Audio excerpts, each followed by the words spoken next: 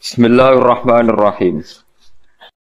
Seperti kita tahu dalam bab fikih, perkhilafan ulama itu rahmat. Ya, saya ulang lagi, perkhilafan ulama itu rahmat. Contohnya ya ini, saya ulang lagi ya. Nomor 11 itu. Wasani asyar iku assalamu. Ya, terus di sini disebut wa aqalluhu iku assalamu alaikum, pakai assalamu alaikum. Wal asohu te kaul sing asoh iku jawazu salamun alaikum, olahe nglafatno mu salamun alaikum. Terus kultu Dewi Imam Nawawi al asoh al mansus la yujzi'uhu wallahu a'lam.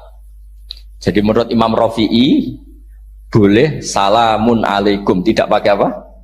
Al. Itu juga diklaim sebagai al asoh. Tapi menurut Imam Nawawi yang al asoh harus assalamu alaikum, tidak boleh salamun alaikum. Terus wallahu a'lam wa annahu la tajibu niyatul khuruji.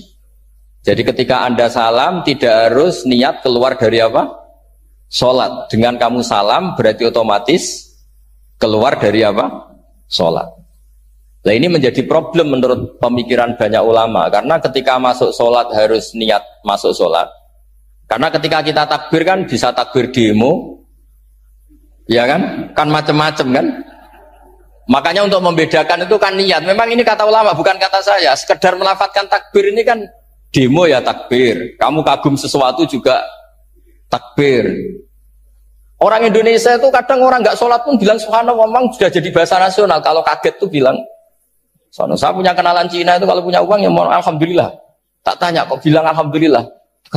Orang-orang Islam tuh kalau seneng bilang alhamdulillah. Yang ribet itu kubu sebelah. Kalau orang NU mau layasol itu mana tanya, Gus itu doa orang makan. Kok bisa? Biasanya orang NU kalau makanan sudah keluar mau layasol, ribet. Aduh repot itu. Jadi kadang-kadang wiridan itu sudah jadi bahasa nasional. Jadi Cina orang nggak sholat tuh kalau punya uang ya bilang alhamdulillah. Kadang orang yang nggak sholat tanya, datang ke saya, insya Allah. Ya ribet, makanya ulama itu berdebat. Lafaz-lafaz seperti ini itu apakah wiridan, apa adat? Nah untuk membedakan adat dan yang lain, maka dibutuhkan niat. Makanya Allahu Akbar harus niat untuk masuk sholat. Nah normalnya salam juga harus niat keluar sholat. Biar karena masuknya niat, ya keluarnya harus niat. Itu menurut sebagian ulama. Tapi sebagian yang lain, enggak lah kalau selesai tidak perlu niat. Tapi tadi sebenarnya ada problem, jangan-jangan salam ini salam adat. Kebetulan ada temannya masuk terus bilang assalamualaikum, nanti temannya jawab waalaikumsalam. Itu ada kisah nyata. Ini memang naif betul ini. Ada orang alim sholat. Nah, ketika ada yang mau lewat itu kan dihadangi begini ya. Jadi dihadang gini ya, itu Fibidin. Yang lewat tuh karena saking nggak pernah ngaji, tidak salaman. Kagetnya kan main itu. Ada orang sholat, ada orang mau lewat, kan kesunatannya dihadang begini. Sisi ini santai saja malah ngajak salaman.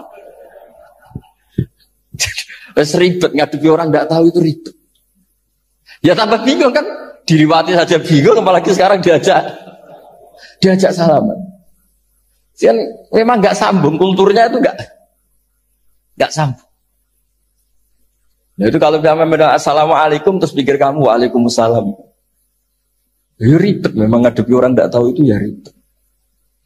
Makanya ya agama ini, ngelola agama ini memang. Nah barokahnya ngaji fikih itu beginilah, saya sering cerita. Misalnya kita hafal fikih, takbir itu wajib, rukun. Tapi bentuk ngangkat tangan itu sunat. Itu barokahnya Masya Allah.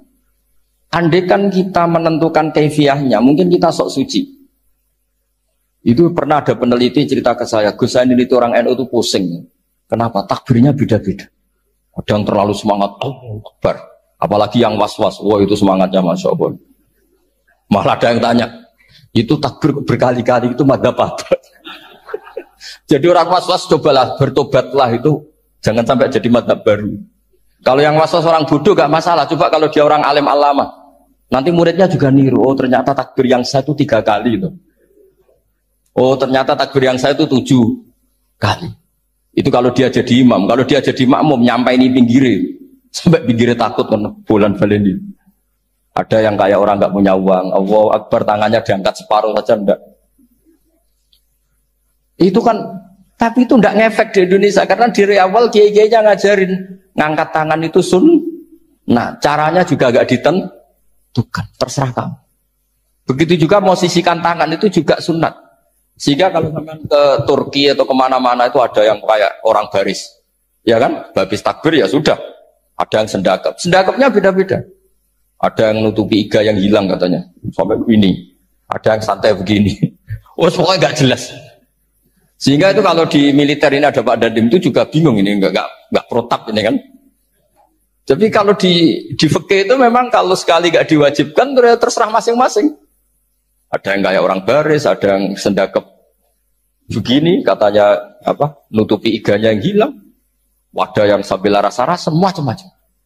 Tapi barokahnya ilmu fikih itu diputuskan memang dari awal tidak wajib. Yang wajib itu takbirnya. Maka duduk juga begitu. Meskipun kita sepakat duduk tahiyat ula, namanya iftiros, duduk tahiyat akhir namanya tawarruk. Itu harus kita vonis, kita hukumi sunnah. Cara seperti itu sunnah. Wa ayyuku udin ada sohat solatu. Seperti kemarin di Minhajul Talibin. Dengan duduk gaya apa saja, sholatnya tetap. Sehingga kalau kita di Arab, misalnya pas haji, orang Arab itu memang ya agak kacau. Orang Indonesia itu kalau sholat duduk, itu kan memang benar-benar sakit. Sakit sudah agak mau mati itu benar-benar sholat baru duduk. Orang Arab itu enggak. Sholat duduk pakai kursi. Sof itu enggak ada orangnya, ada kosong. Itu jalan kaki, kursinya di bawah. Wong bawa kursi kuat kok sholat duduk. Kalau orang Jawa kan, saya juga eskal. Orangnya, kalau bawa kursi kuat dipindah-pindah tapi kok sholatnya. Kalau orang Jawa agak kebayang, kalau sholat duduk emang bener-bener sakit. Terus saya pernah ditanya lagi sama orang, Gus, di Mekah itu kok banyak orang bawa HP, terus kalau ditelepon diangkat soli, itu mazhab apa? Mazhab geblek kata saya. Tapi ini kan orang Arab, kan seakan-akan terus mewakili internasional kan, karena pusat banyak tuh. Ditelepon, digulai teleponnya, saya wakil gulai ini, terus kangelan ya. Orang ketemu soli, patah ini. Nah, kita kan diajarin di GG Indonesia kalau itu membatalkan apa? Jadi ribet.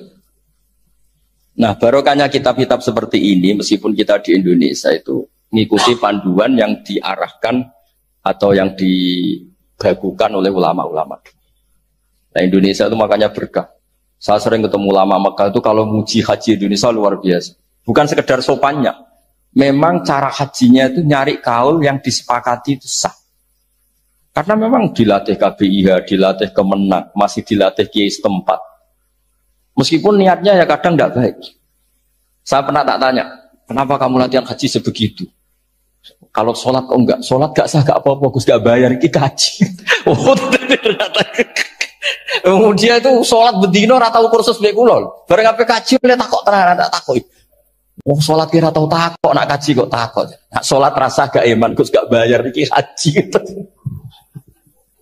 Wah, sebenarnya kurang ajar kata saya. Jadi ternyata sekarang terkuak. Kenapa orang-orang awam itu kalau kaji kok semangat belajar? Semangatnya sama dengan sholat apa di bawah haji jauh sholat itu? Berpuluh-puluh tahun sholat itu dengan gaya yang nggak ada perkembangan. Tapi haji pisan langsung keren. Ternyata karena bayar ya. Apa perlu ditiru? Sholat harus bayar supaya ini supaya. Ya itu alasannya itu. Haji rasa berat Gus, bayar Gus. Nak sholat rasa kok gak bayar wae maksudnya. Padahal kalau kita ngikuti as-sholat imaduddin, sholat dengan haji itu afdal mana? Afdal sholat, harusnya lebih serius belajar sholat ketimbang belajar haji. Tapi setahu saya nggak ada kan KBIS ya, kelompok bimbingan ibadah sholat. Jadi ini kritikan saya, semoga didengar ya. Cobalah. Padahal Rian Raden Asnawi dikarang pesolatan supaya orang itu sholatnya benar ya, sholatnya benar. Ya jadi ngaji fikih seperti ini setidaknya Anda menjadi tidak